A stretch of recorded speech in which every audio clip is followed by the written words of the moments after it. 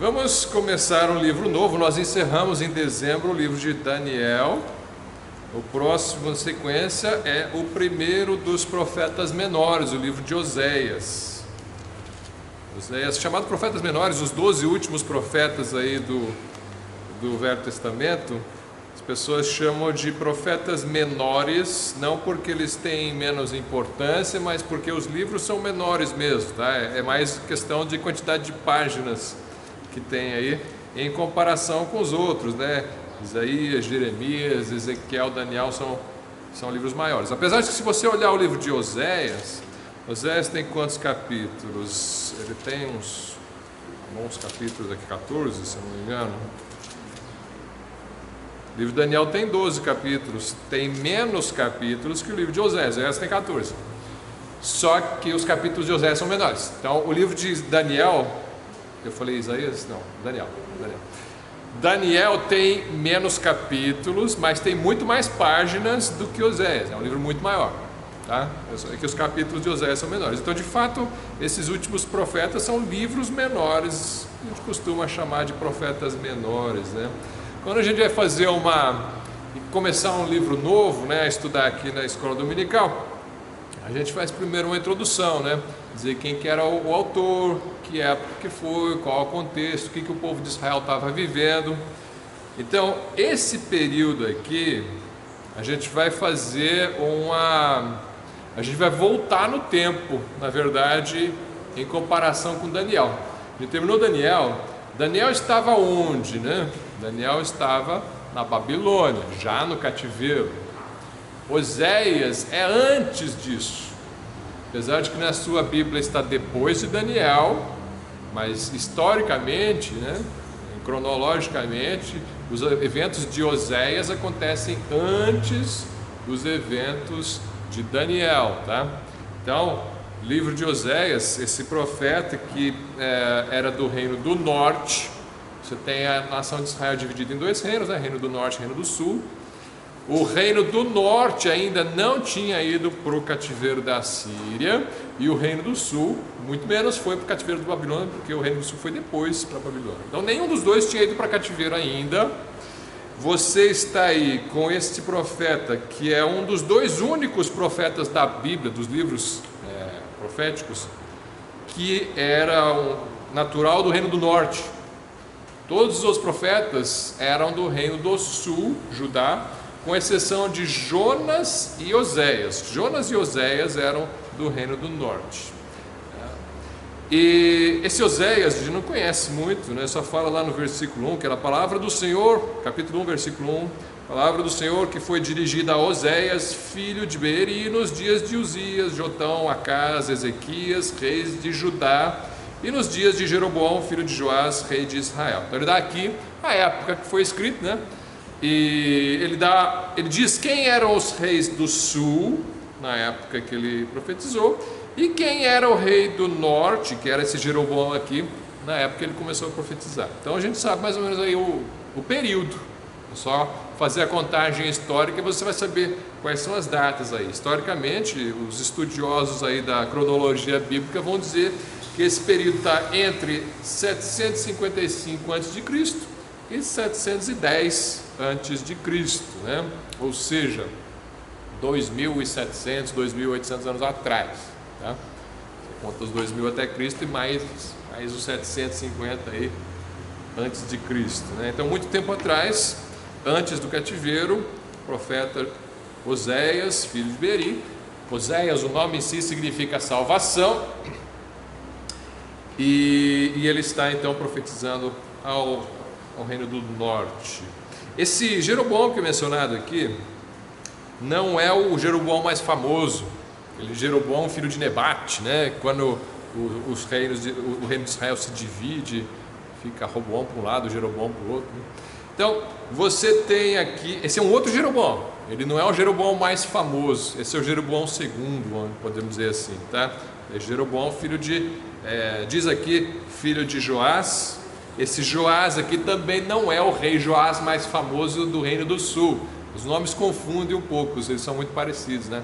Então você tem um Joás que foi um rei do sul, de Judá, Jerusalém, um rei que começou bem, inclusive, né?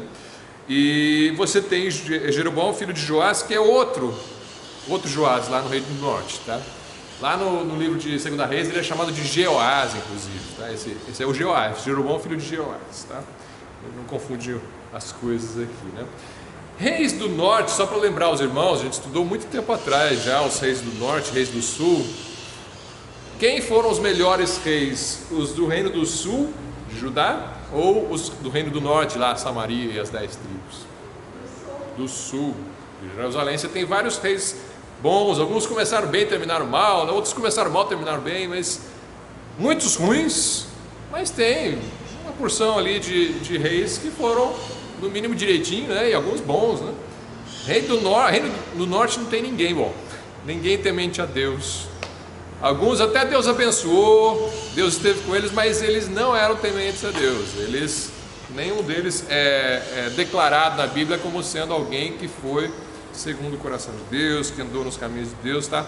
Então, esse é um profeta que vai falar para esse reino do norte, onde todos os reis foram desviados do caminho de Deus, e nessa época estava prevalecendo muito culto a Baal, a divindade ali da Mesopotâmia, né? E este culto envolvia também atos de prostituição, né? Eles se prostituíam nos templos para agradar Baal, era uma coisa horrível, né? Uma coisa assim bem profana, muito contrária à palavra de Deus. E esse contexto de prostituição vai aparecer no livro de Oséias, porque os que já leram vão lembrar talvez que Oséias é um profeta que recebe uma ordem de Deus, uma ordem estranha em princípio, né? Se casar com uma mulher de prostituições, para fazer uma ilustração para o povo de Israel. A gente já viu que a vida dos profetas de Deus no Velho Testamento era difícil, não era fácil. As tarefas que Deus dava para eles não eram tarefas que eu e você gostaríamos de fazer. Só lembrar lá do Jeremias, que a gente estudou, o que ele teve que fazer, né? Ficar deitado, um ano deitado no chão, fazendo uma encenação do cerco ali para as pessoas, né? Comendo aquele pão de Jeremias, né? Então, muitos eram perseguidos, muitos foram mortos, presos. E aqui Oséias tem inclusive uma situação familiar, né, muito complicada, que é ele ter que casar com uma mulher que, se fosse ele tivesse que escolher, de maneira nenhuma ele teria escolhido aquela mulher, né? Mas vamos ver, vamos chegar lá. A gente vê aqui já isso no versículo 2. Então vamos entrar aqui na ordem do Senhor para Oséias. Versículo 2: o princípio da palavra do Senhor por meio de Oséias. Disse, pois, o Senhor a Oséias. É interessante o jeito que ele apresenta a inspiração bíblica, né? Isso aqui não é a palavra de Oséias, isso aqui é a palavra do Senhor por meio de Oséias, pela boca de Oséias, né?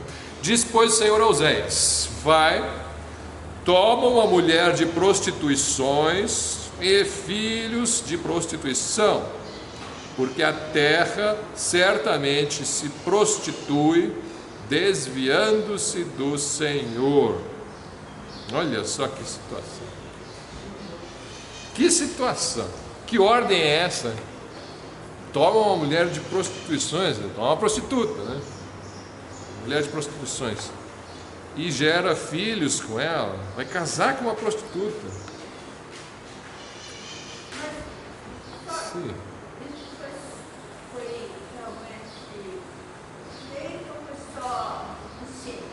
Foi realmente feito ou foi só um símbolo? Essa é uma ótima pergunta, porque é justamente uma pergunta que os teólogos tentam responder, porque a situação é tão assustadora, né? Tão diferente de tudo que você fosse imaginar, que alguns não acreditam que não é possível que Deus pediu isto aí para Oséias, né? A gente vai chegar, vou tentar responder isso daqui a pouquinho, tá? Antes de responder isso, eu vou fazer aqui um par de parênteses com relação ao livro de Oséias. Eu vou pensar um pouco nessa questão do casamento Bíblia e o que a lei falava sobre a prostituição. Tá? Depois a gente volta no livro de Oséias. Vamos fazer aqui um parênteses mesmo, né? Pensar em casamento e pensar o que a lei falava a respeito de prostituição. Tem um texto lá em Deuteronômio que fala sobre prostituição, Deuteronômio 22. Deuteronômio 22, versículo, eu vou ler o 13 e o 14. Ué.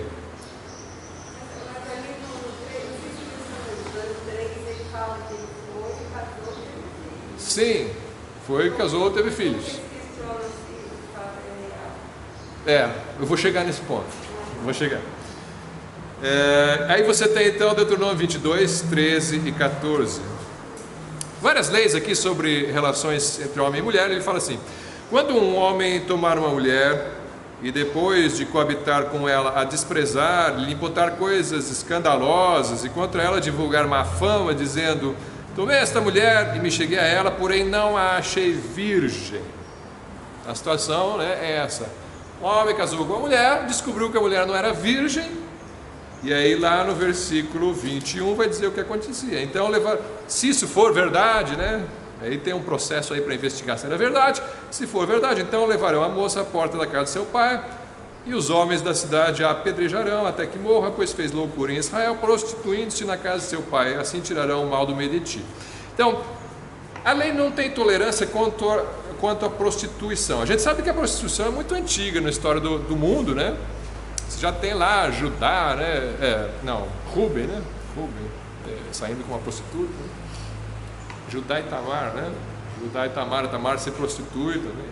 Essas histórias aí dos patriarcas já, dos filhos dos patriarcas, né? A gente percebe que já existiam prostitutas na terra antes da formação da nação de Israel. A gente sabe dos cultos pagãos que envolvem isso também. E depois que é formada a nação de Israel, então Deus dá uma lei para eles: aqui não, os vizinhos tudo bem, aqui eu não quero prostituição, né? Era até uma profissão, como é hoje em dia. Hoje em dia em São José dos Campos é oficial, com carteira assinada e tudo mais, né? Em Israel não era permitido, e aqui a gente vê que eles tinham até pena de morte para isso, né? Então, não tem tolerância com prostituições na lei mosaica. Então, como é que você podia ter, nos tempos de Oséias sendo ordenado a casar com uma mulher de prostituições, se não havia tolerância? Bom, aqui na época de Oséias a coisa já tinha se desvirtuado bastante no Reino do Norte, né? Eles tinham já se misturado muito com as crenças dos pagãos. Historicamente, os comentaristas dizem que havia prostitutas em Israel, mas elas costumavam ser estrangeiras. As estrangeiras é que é. Agora, a mulher que o Oséias vai tomar não é estrangeira, né? Ele dá a casa paterna dela e tudo mais. Então a gente sabe que é Gomer o nome dela, né? Então ele não casou com uma estrangeira. Então nessa época tinha. Nessa época de Oséias, no Reino do Norte, era Gomer, filha de Diblaim, diz o versículo 3, né? Então eles estavam já andando bem longe da lei de Deus. Oséias fez aí um casamento evangelístico, vou casar com uma mulher mundana e eu vou convertê-la, né? Ela vai seguir a Deus. Será que era esse o plano? E quando eu menciono isso, eu vou ser obrigado a trazer esse assunto para o contexto desse estudo de casamentos evangelísticos. Não tem muito a ver com o nosso estudo de Oséias, mas indiretamente tem, né? Porque está casando com uma mulher que não é temente a Deus. Assim, o crente pode, em algumas circunstâncias, namorar, casar com alguém que não é crente, né?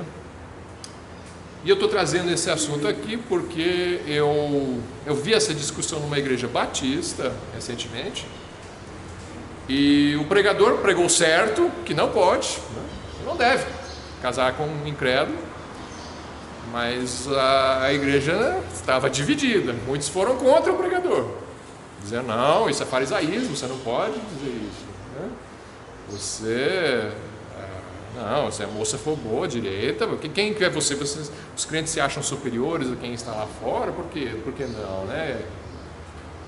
Então, apesar de que para alguns de nós isso é uma questão resolvida, você não deve fazer isso, para muitos não é uma questão resolvida. Muitos acham que você pode sim. Tá? Então, eu vou só repetir alguns textos aqui, para que não fique muita dúvida, não fique dúvida nenhuma com relação a isso. Tá? Se você for usar o Velho Testamento como referência, comparação é mais com casamentos com estrangeiras pagãs, né? A proibição no Velho Testamento era, olha, não falava assim, olha, você está proibido de casar com uma judia que não teme a Deus. Isso não está escrito. Tem indicação no livro de Provérbios, lógico, né? O livro de Provérbios fala, olha, você não vai casar com qualquer mulher só porque é da nação de Israel. Você tem que procurar uma mulher virtuosa, né? Um homem direito. O livro de Provérbios dá instruções bem claras que Oséias não seguiu. Ele não casou com uma mulher virtuosa, longe disso, né? Então, mas não é uma lei, né? Não é uma lei assim, está proibido casar com uma mulher se ela não for virtuosa. Não era proibido. Era proibido se ela não for do povo de Deus, se ela não for judia, né? Se ela for uma pagã, cananeia, tiver falsos deuses, isso é proibido. Então vamos comparar com essa situação. Uma mulher no Velho Testamento que fosse pagã, né? Que tivesse outros deuses e coisas assim. Então em Deuteronômio capítulo 7,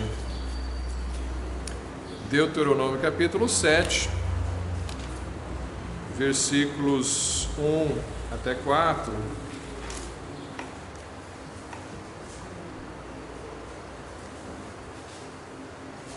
Deuteronômio 7, 1 a 4. Vamos direto na lei, né? A lei de Moisés, aquilo que a lei diz. Quando o Senhor teu Deus te houver introduzido na terra, a qual vais para possuir, e tiver lançado fora muitas nações de diante de ti, os heteus, girgazeus, amorreus, cananeus, perizeus, heveus, jebuseus, 7 nações mais numerosas e mais poderosas do que tu. Lembra dos amorreus? Esse nome é um deles aqui, amorreus. E o Senhor teu Deus as tiver dado diante de ti para as ferir, totalmente as destruirá. Não farás com elas aliança, nem terás piedade delas, nem te aparentarás com elas. Não darás as tuas filhas a seus filhos, não tomarás suas filhas para teus filhos, pois fariam desviar teus filhos de mim, para que servissem a outros deuses. E a ira do Senhor se acenderia contra vós, e depressa vos consumiria. Não pode casar com mulheres cananeias, homens cananeus, que são idólatras. Eles vão corromper o teu coração, né? Então, o casamento evangelístico no Velho Testamento é expressamente proibido. Não adiantava falar, olha, eu vou casar com ela porque ela é bonita e eu vou convertê-la. Deus diz isso, não é para fazer, porque elas vão corromper teu coração, tá? Não sou eu que estou falando, né? É o que está no texto. Ele diz que é isso que vai acontecer. Mas eu casei com uma mulher incrédula e ela se converteu. Bem, graças a Deus, tá? Mas a regra foi quebrada. Você deveria ter esperado ela se converter. Esperar ela se converter, depois você vai namorar com ela, né? Você não tem fé? Não tem tanta fé assim? Então, evangeliza ou pede para tua mãe evangelizar, né? Se for uma moça que você está querendo. Se ela se converter, você pede ela em namoro, qual o problema, né? Vai orar, né? Não tem tanta fé que Deus me disse que é ela. Se ele disse, ele vai converter antes, porque ele não vai quebrar essa palavra, né? Então tá aí. Você tem aqui uma instrução. Agora, eu falei, lembra do nome dos amorreus. Por que eu falei isso? Então, amorreus estão aqui no meio. Proibido casar com mulher ou homem dos amorreus. Só que existe uma exceção. Se o amorreu, o fariseu, esses nomes todos aí, se ele se converter antes, pode. Por que eu digo isso? Porque Ruth era dos amorreus. Ruth se converteu, casou com Boaz. Ela diz assim, seu Deus será meu Deus, né? Ela fala para Noemi, né? Ela se converteu. Se converteu, aí pode. É só esperar converter, cara. Tranquilo. Inclusive no Velho Testamento, na lei dura, rígida, né? A mulher de Deus agora, Raabe era cananeia, né? Ela se converteu. Você tem quem mais? A mulher de Moisés, né? Zípora. Se converteu, pode. aquela mulher etíope, Cuxita, que fala lá, né? Também, que ele teve, alguns acham que era a própria Zípora, outros acham que a Zípora tinha morrido, ele casou depois com uma outra etíope, né? Uma mulher de outra nação. Se converteu, pode.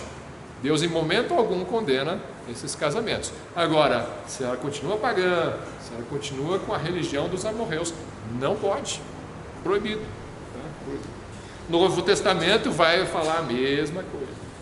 O Novo Testamento repete. Então Moisés colocou como proibição casar com pessoas pagãs, e Paulo no Novo Testamento tem pelo menos 3 textos que falam que você só pode casar se for com crente, né?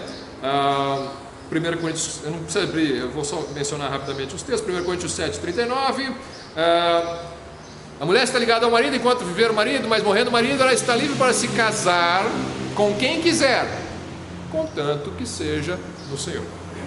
1 Coríntios 7:39, a mulher está livre para se casar com quem quiser, contanto que seja no Senhor. Sempre vai ter um que vai dizer, não, mas Deus abençoou, mas não está dentro, não está da mesma fé, né? Como é que é isso que é no Senhor, sendo que um não acredita em Jesus e você acredita, né? 1 Coríntios 9, de 4 a 5, ele fala, olha, eu, Paulo, não tenho direito de me casar também como Pedro casou, como os outros apóstolos casou, eu não posso tomar uma mulher irmã e casar com os outros. Ele fala bem claro, tomar uma mulher irmã, se for irmã você pode, né? E o texto mais usado, 2 Coríntios 6, 14 a 17, o jugo desigual, eu vou ler esse aqui. 2 Coríntios 6, 14 a 17. 2 Coríntios 6, 14 a 17.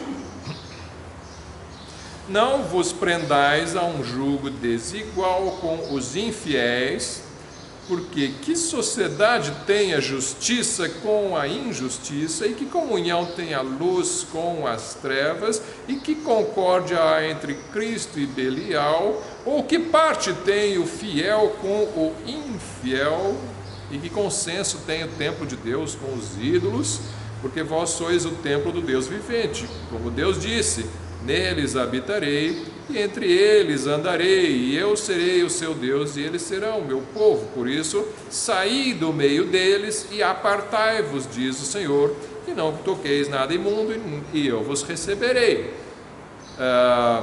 O templo, né? Você é o templo, seu corpo é o templo. Então, tocar coisa imunda é o templo dos pagãos, o corpo dos pagãos, não vai juntar-se com os pagãos. E infelizmente, não vou nem dizer infelizmente, é a realidade, né?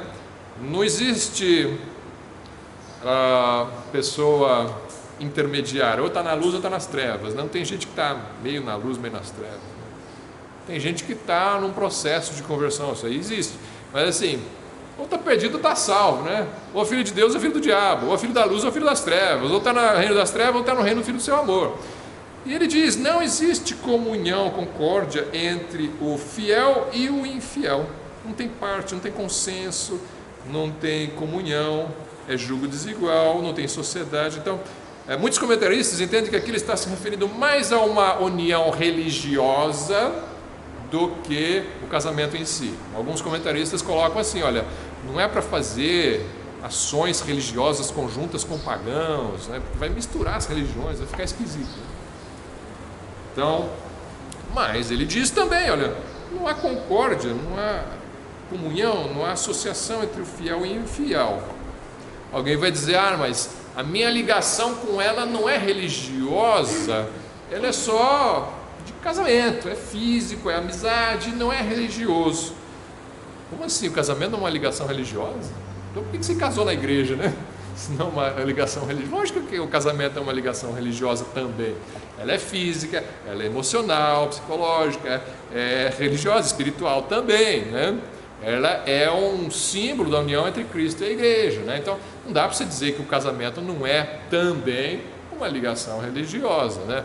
Você está ligando duas pessoas que estão unindo suas vidas supostamente para o resto da vida, né? Conforme Deus, e elas vão ter que caminhar em concórdia, né? Eu cultuo ninguém, eu sou ateu. Ela cultua Jesus Cristo. Tudo bem, quem que seus filhos vão cultuar, né? Enfim, tem mil questões. Agora, sempre, se você for ficar colocando argumentos e experiências pessoais, sempre vai ter gente que vai dizer, não, mas comigo deu certo, fui muito feliz. Tem gente que vai dizer, eu estou casado com ele, ele não é salvo até hoje, mas nós somos mais felizes do que aquele outro casal de crentes que se separou, talvez, né?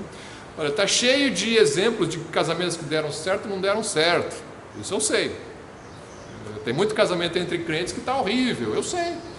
Mas também não vou jogar fora o texto bíblico, eu não vou achar que nós agora sabemos mais do que Paulo e Moisés, né? Paulo e Moisés escreveram errado, porque minha experiência prova o contrário. Eu não posso fazer isso, né?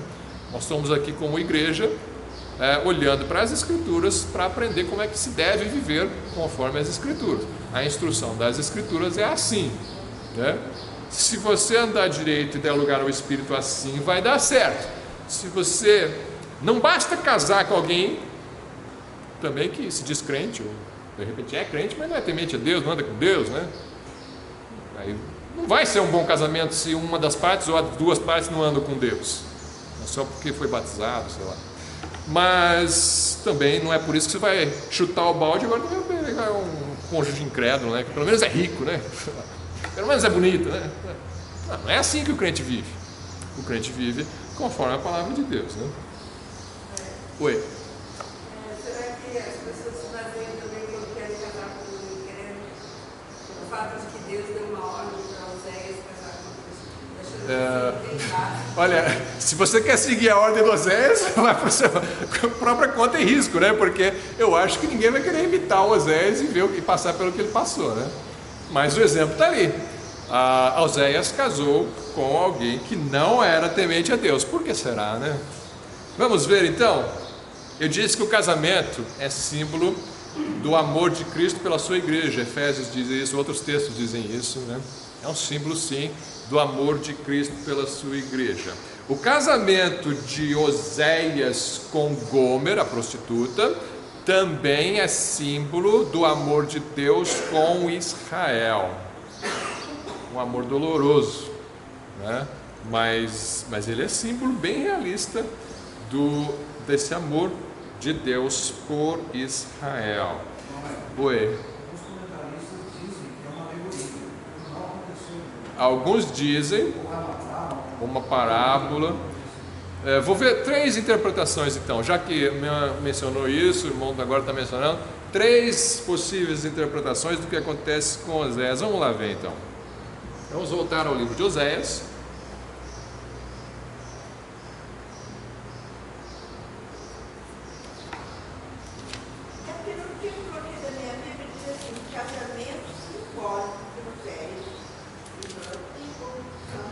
Então, o título da sua Bíblia diz o casamento simbólico, mas o casamento simbólico, não sei o que, isso não é, esse é um título do tradutor, né? O tradutor é que pôs esse título, não está no livro original.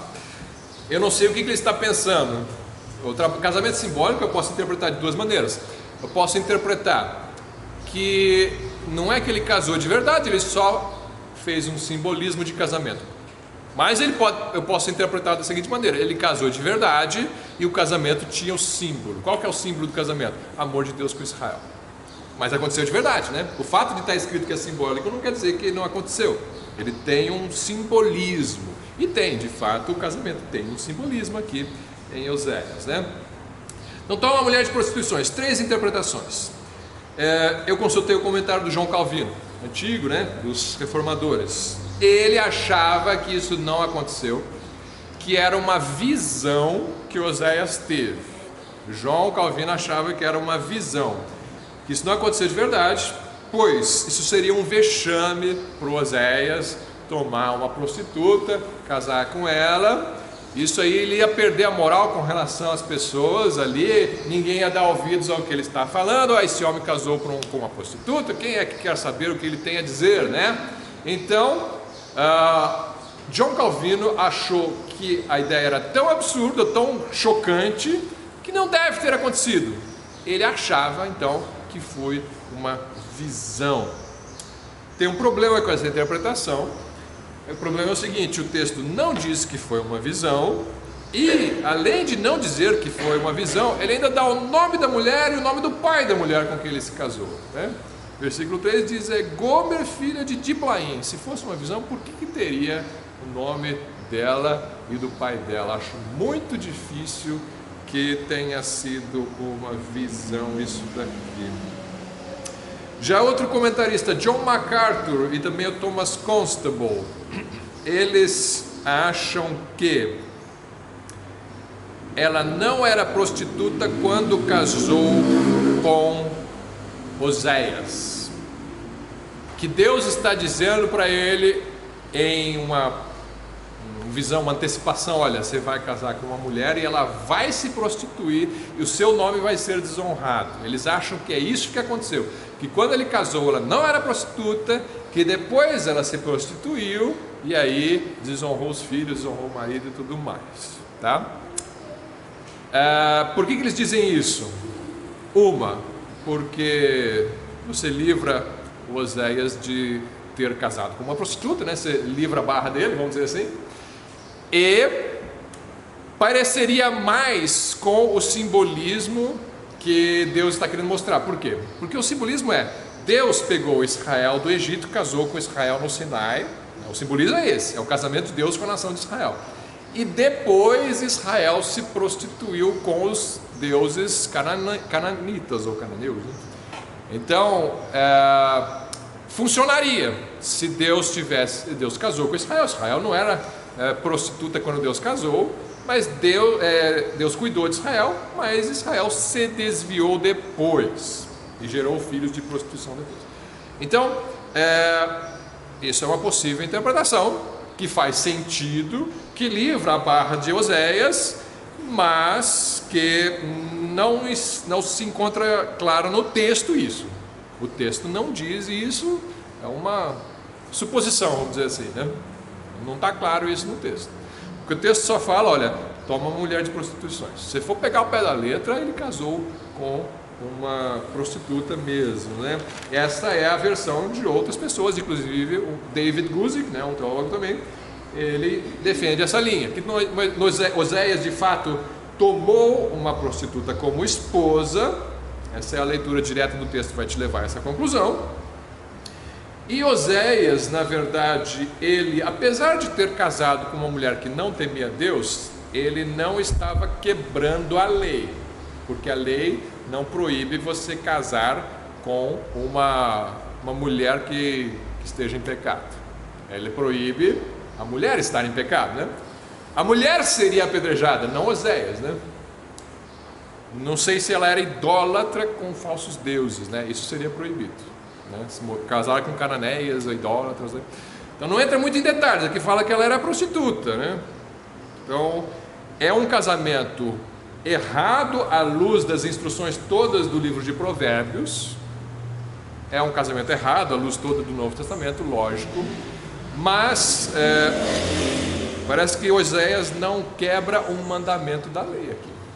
Ele está fazendo um casamento debaixo da ordem de Deus para mostrar uma ilustração de que Deus casou com uma mulher infiel em Israel. Ela já tinha uma natureza infiel. Mesmo assim Deus amou e casou e cuidou dela. Oséias, ele está representando Deus nessa ilustração. Ele toma uma mulher, cuida dela.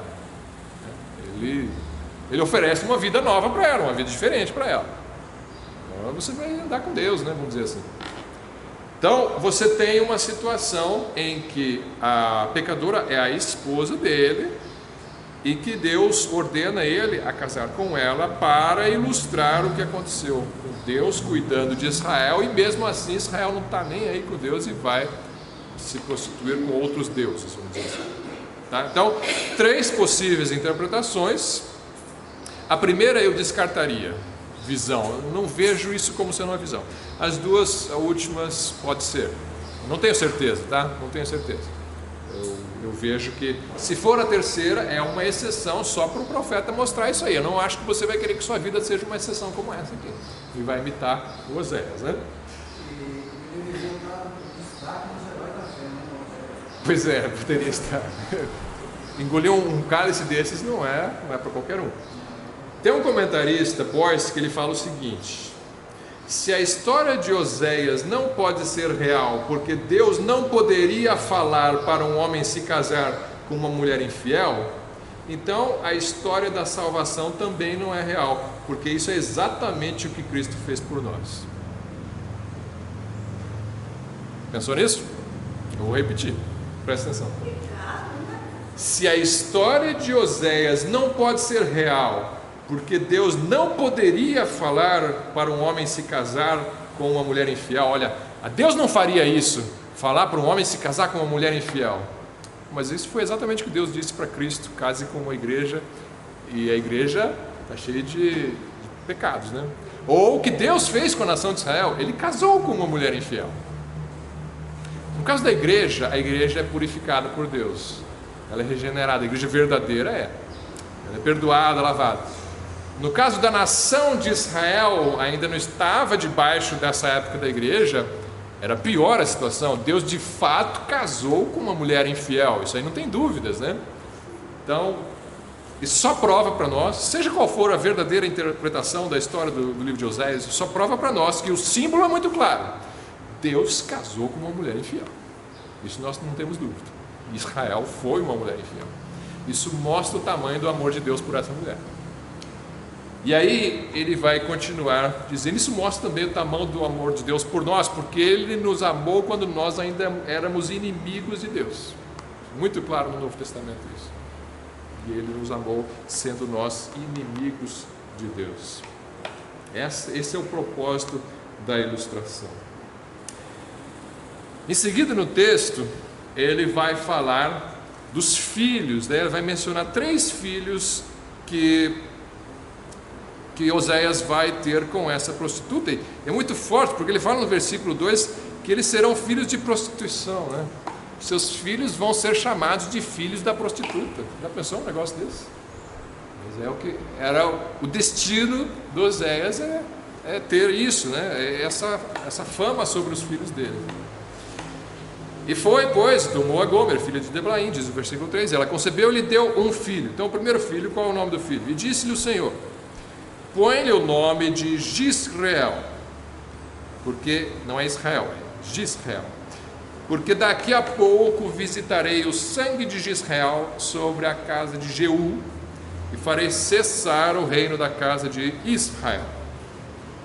E naquele dia quebrarei o arco de Israel no vale de Gisrael. O que é esse Gisrael aqui? Que sangue? Do que está falando aqui? Visitar o sangue. O que significa na Bíblia, na linguagem bíblica, o que significa eu visitarei o sangue de Israel? Interpreta isso aí para mim. O que significa essa expressão, visitar o sangue? Então, uma poça de sangue lá, eu vou visitar ela, fazer uma visita para o sangue. É isso que significa? O que essa linguagem significa? Eu visitarei o sangue. Vingança significa vingança. Eu vou vingar o sangue que foi derramado em Israel. Que sangue é esse? Não vamos ler a história, mas você pode encontrar essa história lá no livro de 2 Reis, capítulo 10. Nós não vamos ler agora, mas 2 Reis, capítulo 10, conta da descendência de Acabe. Descendência de Acabe, um rei mau, né? Mas que teve 70 filhos. E você teve Jeú. Jeú foi um conspirador que mandou matar os 70 filhos de Acabe, e ele mesmo matou todos os outros descendentes de Acabe no vale de Gisrael. Ele matou toda a descendência de Acabe e ele assumiu o trono. Ele assumiu o trono. Gisrael é Acabe? Não. Gisrael é o vale onde os descendentes de Acabe foram mortos. Tá? Então, nessa conspiração, era também o cumprimento de uma profecia, só que Jeú não é inocentado por esse ato, não. Deus está falando, eu vou vingar, isso não se faz, exterminar toda a descendência de uma casa real do jeito que ele fez por conspiração. Então ele vai e fala, eu vou vingar esse sangue que foi derramado nesse vale de Gisrael sobre a casa de Jeú. Tá? O descendente de Jeú era esse Jeroboão II que estava aí, tá? Esse rei aí era um descendente de Jeú.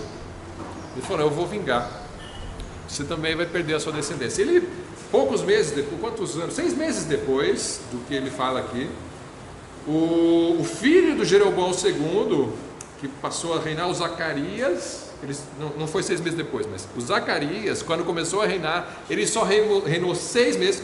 Não é o Zacarias profeta da Bíblia, tá? É o Zacarias filho de Jeroboão II. Ele reinou 6 meses e foi assassinado. E aí morreu a descendência do Jeú, passou para outro rei. Então, essa profecia aqui do nome do primeiro filho do Oséias, né, de Israel, que significa Deus espalha, é isso que significa a palavra. Espalha. Ele vai, então, esse é o que significa o nome dele. E tem um sentido profético também para o exílio, para o cativeiro, que Deus iria espalhar a nação do Reino do Norte pelos assírios. Os assírios iriam entrar no Reino do Norte e iriam levar e espalhar os israelitas do Reino do Norte por todas as nações, não, por outras nações, né, dominadas pelos assírios. Então foram levados em cativeiro.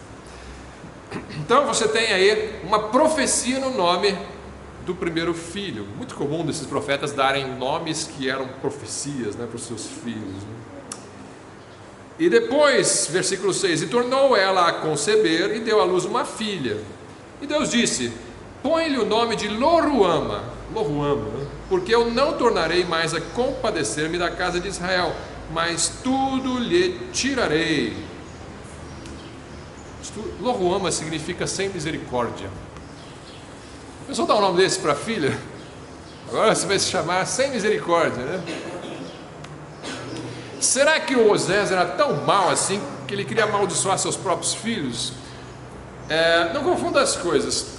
Você não pode concluir aqui que Oséias era mau com seus filhos porque ele obedeceu a Deus e pôs um nome para sua filha, sem misericórdia. Isso não significa que Oséias não teria misericórdia com sua própria filha. Ele deve ter cuidado da sua filha, só que o nome transmitiu uma coisa para as pessoas em volta. O nome dela é sem misericórdia. Papai, por que meu nome é sem misericórdia? Filha, é porque a paciência de Deus com o povo se esgotou. A misericórdia de Deus vai acabar e esse povo vai para o exílio. É isso que significava, né? Então você tinha ali uma mensagem no nome da pessoa. Era para chocar o povo mesmo, né? Essas mensagens dos profetas na época era para chocar as pessoas, chamar a atenção, olharem para aquilo. E no fundo muitos zombavam, né? Não temos notícia de alguém que tenha se convertido com essa pregação, mas ela foi verdadeira, a pregação profética que se cumpriu, né? E se o povo se arrependesse? Você fala, não tem misericórdia. Mas e se o povo se arrependesse? Eles olhassem aquilo e se arrependessem? Deus iria ainda assim castigar o povo? Olha, o fato é, a profecia já diz que o povo não vai se arrepender. Oséias, tua mensagem não vai ser aceita, por isso o nome da filha já é sem misericórdia mesmo, porque eu sei que o povo não vai se arrepender. E a paciência acabou. Eu já dei geração após geração de chance de o povo se converter. Não se converteu e não vai se converter, e acabou a paciência. O cálice transbordou, agora vem a punição por meio do castigo pela mão dos assírios, né? O versículo 7 fala assim: mas da casa de Judá, reino do sul, né? Lembra a profecia para o reino do norte, agora ele vai falar do reino do sul. Mas da casa de Judá me compadecerei e o salvarei pelo Senhor seu Deus, pois não os salvarei pelo arco, nem pela espada, nem pela guerra, nem pelos cavalos, nem pelos cavaleiros. Tá. Ele fala assim, ó, o reino do norte vai se espalhar, o reino do sul não, o reino do sul eu vou proteger. O reino do sul também foi invadido pelos mesmos assírios que iriam invadir o reino do norte. Esses mesmos assírios tentaram invadir Senaqueribe, o reino do sul, Jerusalém. Só que o rei lá era Ezequias. O que Ezequias fez? Ele orou, né? E Deus mandou um anjo que matou 180 mil do exército dos assírios numa só noite. E aí Deus livrou, não por cavalos, não por espadas, né? Livrou pelo anjo o reino do sul.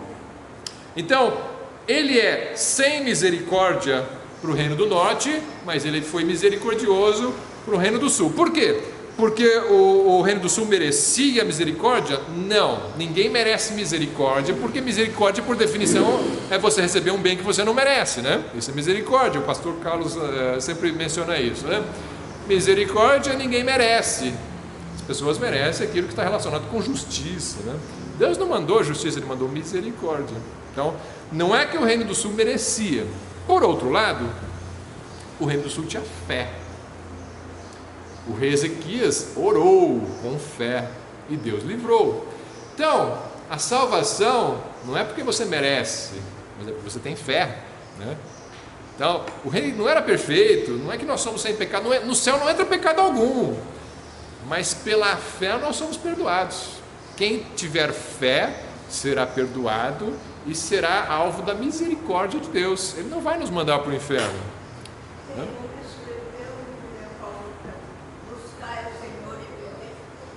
Exatamente. Ele buscou o Senhor, né? Apesar dos nossos pecados, se nós nos arrependermos, tivermos fé, as obras merecem castigo, mas Deus é misericordioso, Ele perdoou. Só que o Reino do Norte não tinha nem fé, eles estavam entregues ao culto a Baal. Então, não havia salvação para o Reino do Norte. Versículos 8 e 9 fala da segunda filha agora, né? Lo-Ami, versículo 8. E depois de haver desmamado a Lo-Ruama, concebeu a luz e deu à luz um filho. Não, agora um filho, né? Eu falei, Lo-Ruama é a filha, eu confundi, eu misturei as coisas. Lo-Ruama, é que o nome para mim, não sei se quem é o nome de homem, quem é o nome de mulher, né? Na verdade, ele primeiro, ele tornou a conceber, teve uma filha, né? Lo-Ruama. O primeiro foi Gisrael, foi o homem. O segundo foi Lo-Ruama, foi uma filha. E agora o terceiro, né? Versículo 8. O terceiro é o Lo-Ruama, né? Quem que é o segundo? Gisrael foi o primeiro, Lo-Ruama foi o segundo, Lo-Ami agora, né? Lo-Ami. Pronto. O versículo 9, né? E Deus disse: põe-lhe o nome de Lo-Ami, porque vós não sois meu povo, nem serei vosso Deus. Isso é o mais forte de todos. Lo-Ami significa não meu povo, ou não é meu povo. Outro nome bom para se dar para um filho, né? Olha, você não é meu povo. Mas era a mensagem. Vocês quebraram a minha aliança, vocês deixaram de ser meu povo. Vocês não são meu povo. A aliança mosaica era condicional. Era condicional. O que é uma aliança condicional? Se vocês... Lembra do Sinai? Está lá no Êxodo 19, tem ali um trato de Deus com o povo. Olha, se vocês me obedecerem meus mandamentos, vocês vão ser a minha propriedade particular entre as nações, eu vou ser o seu Deus, eu vou abençoar vocês, vocês vão ter a terra, vão ter riquezas, vão ter tudo mais, vão dominar sobre os seus inimigos, vão ter paz, vão ter riquezas. Mas se vocês não me obedecerem, quebrarem meus mandamentos, vocês vão ser levados para fora da terra, vocês vão perder a terra, vão perder a bênção, etc. Então, condicional, né? Então, nesse sentido aqui, como o Reino do Norte tinha quebrado geração após geração a lei de Deus, chegou o momento que Deus foi pedir a conta, né? Olha, agora vocês vão pagar a conta. Vocês vão de fato sair, vão perder a terra. Aquelas promessas de bênção, de terra e tudo mais, vocês perderam. Esquece, agora já foi, perderam. Então isso aí, o sentido muito forte aí de não meu povo. Vocês deixaram de ser aquela propriedade particular de bênção, etc. Né? E é forte isso porque a gente pensa, mas espera aí, Deus não tinha uma aliança com Abraão, que ele falou, eu vou dar para você, sua descendência, essa terra, vão ser numerosos, eu vou abençoar, e a sua descendência vai possuir a terra. Como é que depois, então, ele chega e fala, vocês não vão mais ter, né? E a aliança com Abraão é incondicional, você chega com Abraão e fala, eu vou te abençoar, sua descendência vai ter essa terra, e tudo mais. Então, se lendo assim, nós vamos fechar com esse pensamento, depois a gente passa, semana que vem, os outros capítulos, vamos pensar aqui, só para encerrar o estudo, eu preciso meditar um pouquinho sobre as alianças aqui. Deus tem uma aliança com o seu povo, com sua descendência, que vem lá de Abraão, muito antes de Moisés, muito antes da lei. Ele diz para Abraão, olha, eu vou abençoar. Então, se ele diz que ele vai abençoar, como é que logo aqui ele fala, eu não vou mais abençoar? Né? Calma, se você continuar lendo o texto, você vai entender. Você passa para o versículo 10, não, 9 mesmo, 10. Todavia, apesar de que eu dei o nome de não é meu povo para essa criança, e estou dizendo, vocês não vão ser meu povo, todavia, o número dos filhos de Israel será como a areia do mar. Está repetindo o que ele disse para Abraão, que não pode medir-se nem contar-se. E acontecerá que no lugar onde se lhes dizia, vós não sois meu povo, se lhes dirá, vós sois filhos do Deus vivo. E os filhos de Judá e os filhos de Israel, Reino do Sul e Reino do Norte, juntos se congregarão e constituirão sobre si uma só cabeça, que é o Messias, o rei Messias. Aqui ele está falando do milênio, quando o rei Messias reinar sobre o reino do norte e do sul. Eles constituirão uma só cabeça e subirão da terra, porque grande será o dia de Israel. Agora ele já abençoa o vale de Jezreel aqui com o reino do Messias. E no primeiro versículo do capítulo 2 ele diz, dizei a vossos irmãos, Ami, e a vossos irmãos, Ruama. O nome dos filhos dele era Lohuama e Loami, que significa sem misericórdia e não é meu povo. Agora ele fala, olha, vai mudar o nome, fala Ruama e Ami, ou seja, misericórdia e meu povo. Ele está falando, olha, pelos seus pecados vocês deixaram de ser meu povo, mas isso vai ser temporário. É um afastamento temporário. Vai ser restaurado tudo e vocês vão ser chamados meu povo e eu vou ter misericórdia de vocês. O amor de Deus é assim. Ele não quebra a sua aliança. Ele não abandona o seu povo com quem ele tem uma aliança eterna. Essa quebra é por causa do pecado do povo e ela é temporária. Ela é temporária. Por causa das suas maldades. É como se ele tivesse a esposa o abandonou como um divórcio, mas ele está aguardando ela retornar e ele vai trazer e vai haver reconciliação nesse casamento. E assim vai ser com a nação de Israel. A nação de Israel vai ser reconciliada um dia debaixo dessa cabeça que é o rei Messias, né? De forma que, se você pensar nas alianças, a aliança mosaica era condicional de fato, né? Ela falava, olha, se você obedecer, você vai ser povo de Deus, se não obedecer, não vai ser. E a aliança com Abraão, que veio antes de Moisés, ela era incondicional. Ele falou, vai acontecer, você vai ser abençoado, seu povo vai ter a terra. Então como é que você pensa nas duas, né? Afinal de contas, ela é incondicional, como diz para Abraão, ou ela é condicional, se obedecer vai ter a terra? Assim, vai ter a terra com certeza, ou vai ter a terra se obedecer a Deus? As duas coisas, porque o jeito que Deus resolve essa situação é assim, vocês não me obedecem, não conseguem me obedecer, eu vou fazer o seguinte, eu vou trocar teu coração, eu vou fazer uma nova aliança, e nessa nova aliança eu vou escrever minha lei no teu coração, você vai obedecer, e você vai ter a terra, e a promessa para Abraão vai acontecer. Deus faz isso, Ele faz um milagre. Então, se o povo não obedece para ficar na terra, então Deus vai transformar o povo para ele obedecer e eles vão ter a terra. A promessa para Abraão vai se cumprir, pode ficar tranquilo, né? Deus não vai abandonar suas alianças. E conosco é a mesma coisa. Deus tem o seu povo, Deus tem o seu povo escolhido. O irmão Gabriel falou sobre isso na semana passada. A eleição de Deus não é abandonada. Nós às vezes abandonamos Deus por um tempo nos nossos caminhos, mas a reconciliação dos verdadeiros filhos acontece e o afastamento não é definitivo. Uma comparação assim que eu estou fazendo por conta própria, o livro de Oséias não vai tratar sobre isso, trata sobre a nação de Israel. Eu estou fazendo uma comparação conosco. Deus tem uma aliança conosco também e Ele não vai deixar de nos abençoar no dia final. Todo aquele que colocou a sua fé em Jesus Cristo receberá do Senhor não só essa filiação que não se acaba, mas nós estaremos nas bodas do Cordeiro, esse casamento com o Senhor Jesus Cristo um dia nos céus. Amém? Vamos encerrar por aqui. Eu vou fazer uma oração então para nós encerrarmos esse estudo. Semana que vem nós continuamos, se Deus quiser.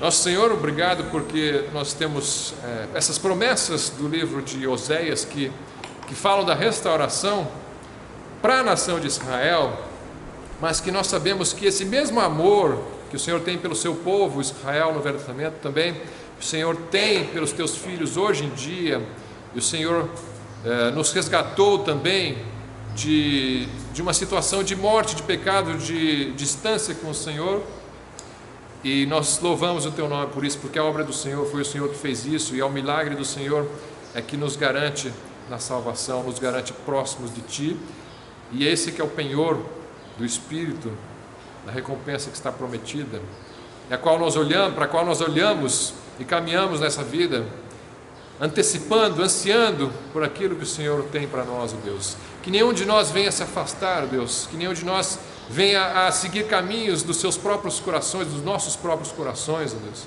mas que possamos olhar para esses exemplos de Israel e fazer diferente, e caminhar com o Senhor, e entender na fidelidade do profeta Oséias, que às vezes a fidelidade pode ser dolorosa, pode ser difícil, mas ela sem dúvida compensa no final. Sem dúvida o Senhor irá recompensar aqueles que amarem o Senhor acima de todas as coisas. Peço a bênção para os irmãos que estão aqui, bênção para esse dia e para o culto que nós teremos essa noite. Em nome de Jesus, amém.